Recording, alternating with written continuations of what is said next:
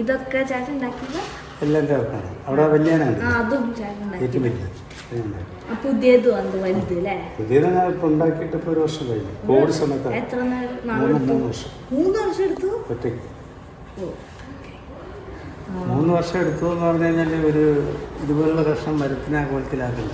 ശരിയാ. അല്ല അടിപൊളി. വേറെ ആരെങ്കിലും 5 ആൾ 3 വർഷം കൊണ്ട് തീരില്ല.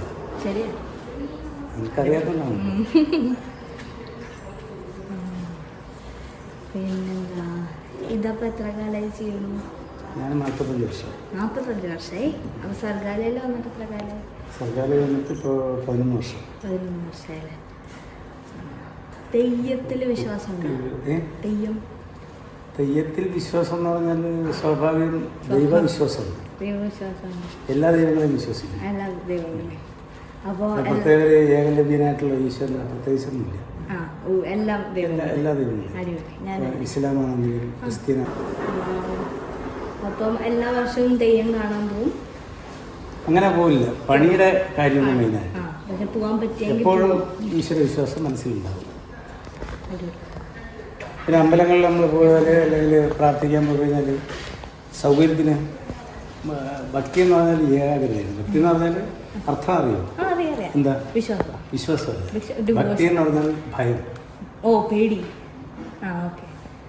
അപ്പൊ ആ ഒരു സത്യം നിലനിൽക്കുന്നതാണ്. അവരുടെ തെറ്റുകളിലേക്ക് ചെയ്യുമ്പോൾ ആലോചിക്കും നമുക്ക്. അപ്പൊ എല്ലാം ഭക്തിയും പേടിയോണ്ടാ എല്ലാവർക്കും. അത്രേ ഉള്ളൂ. ശരിയാ. ഈശ്വരൻ എല്ലാവർക്കും ഒരുപോലെ.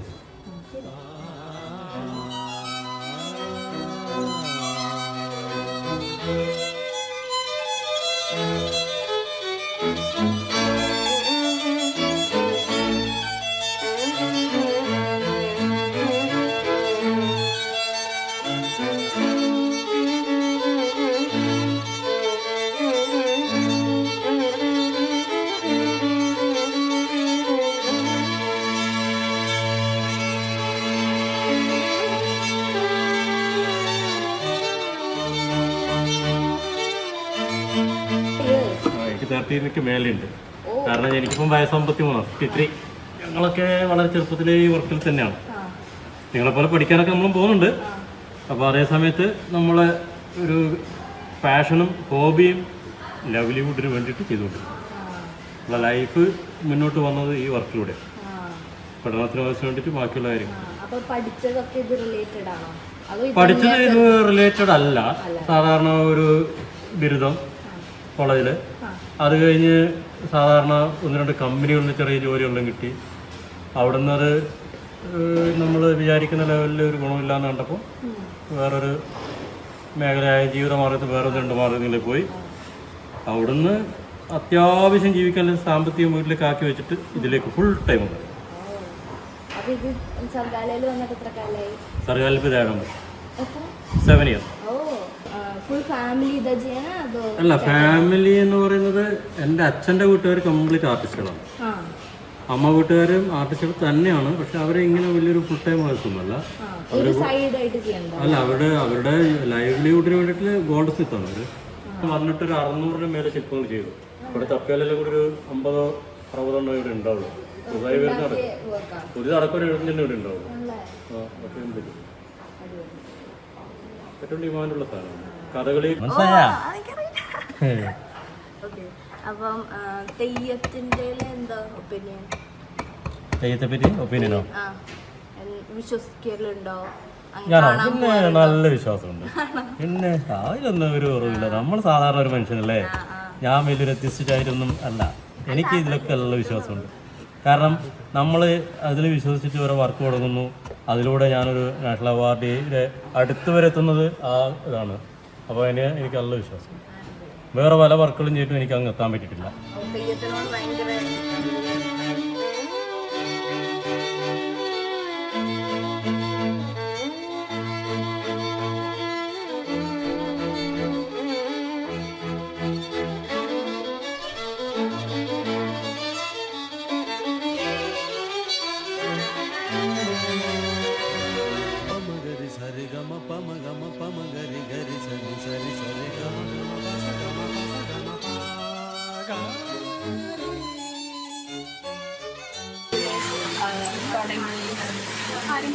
പാരമ്പര്യം ഫാമിലി തെയ്യം ചെയ്യാനല്ലേ. അപ്പം ഇപ്പോഴും തെയ്യ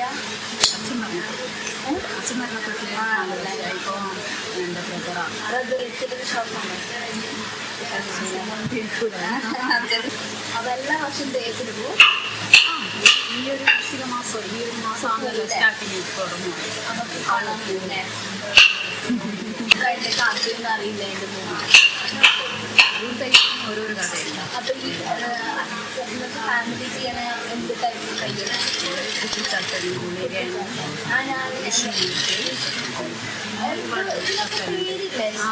എല്ലാ ദൈവത്തിനും പേരുണ്ട്. അപ്പം ഈ ഇപ്പൊ ബ്രദർ ചെയ്യണ തെയ്യത്തിന്റെ പേരുണ്ട്.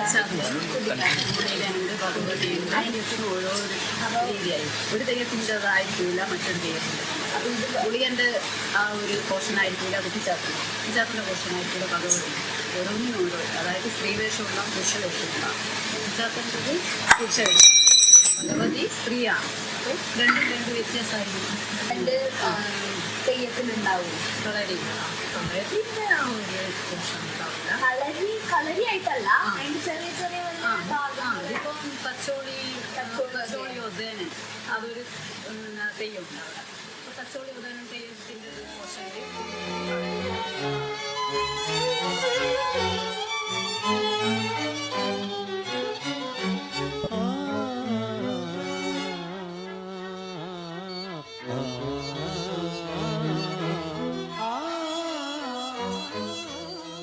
we went to see Meenakshi Amma, and so we realized that it's different sort of dedication to Kalari, and then Teyyam also, like it's like the whole family, like even Meenakshi Amma's like sons were into it. They are they train. So the Sanjeevan, I guess. Sanjeev. So that right. It was like a traditional thing, right, that they passed on, and he's teaching it. But Meenakshi Amma was also there the whole time, and just the respect that the students gave him and the Meenakshi Amma was. So what we were observing was how it's like different art form or practices, but that dedication was something that was constant. So that's what we wanted to sort of highlight. Of course, any traditional art forms like Kalari, dedication or perseverance is must. Otherwise, it's difficult to continue for a longer term. And continuation or practice of this for a longer term is where you reap the fruits of it. Right. Otherwise, it's difficult. And like you mentioned, consistent practice for a pretty long time. That will mold your body and mind. That will make you a better fighter. As well as it will also help you with as fitness. Right. Primarily, this is self-defense form, so you will be good at the self-defense only when you consistently practice that. So, and you spoke about the Meenakshi Amma. They are a family of Kalari. It would have passed from generations. People like us maybe would have learned and then started. Right. We do not have anybody in our family. Many freelancers or individuals are coming forward. You can also learn and then you become somebody to know. Right. But yes, one or two of those people you mentioned are from the lineage. I'm happy to hear their